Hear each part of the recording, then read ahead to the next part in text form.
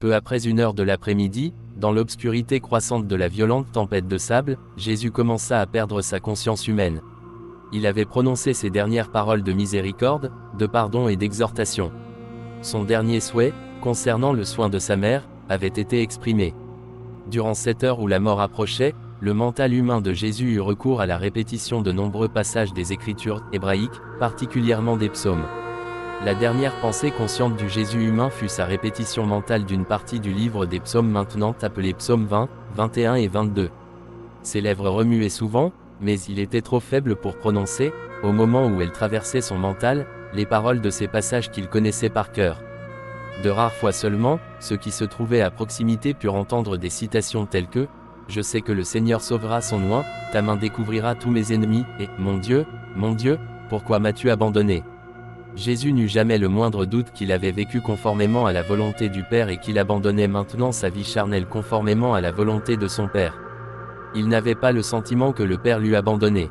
Il se bornait à réciter dans sa conscience évanescente de nombreux passages des Écritures parmi lesquels le psaume 22 qui commence par « Mon Dieu, pourquoi m'as-tu abandonné ?» Il advint que ce fut l'une des 3 citations qu'il prononça assez clairement pour que puissent l'entendre ceux qui se tenaient près de lui. La dernière demande que Jésus, en tant que mortel, adressa à ses semblables fut formulée vers 1h30 lorsqu'il dit une deuxième fois « J'ai soif ». Le capitaine de la garde humecta de nouveau les lèvres du maître avec la même éponge trempée dans du vin aigre que l'on appelait alors communément vinaigre. La violence de la tempête de sable allait croissant et le ciel s'obscurcissait de plus en plus. Pourtant les soldats et le petit groupe de croyants demeuraient là. Les soldats se blottissaient près de la croix, pelotonnés pour se protéger du sable cinglant.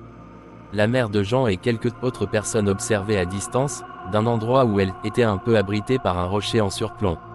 Quand le maître rendit finalement son dernier soupir, il y avait au pied de sa croix Jean Zébédée, Jude le frère de Jésus, Ruth sa sœur, Marie-Madeleine et Rebecca, jadis établis à Séphoris. Ce fut juste avant 3 heures que Jésus, d'une voix forte, s'écria « C'est fini. Père, je remets mon esprit entre tes mains. » Après avoir ainsi parlé, il inclina la tête et abandonna la lutte pour la vie. Voyant comment Jésus était mort, le centurion romain se frappa la poitrine et dit « C'était en vérité un homme juste, il doit vraiment avoir été un fils de Dieu. » Et, à partir de cette heure, il commença à croire en Jésus. Jésus mourut royalement, comme il avait vécu. Il admit franchement sa royauté et resta maître de la situation durant toute la journée tragique.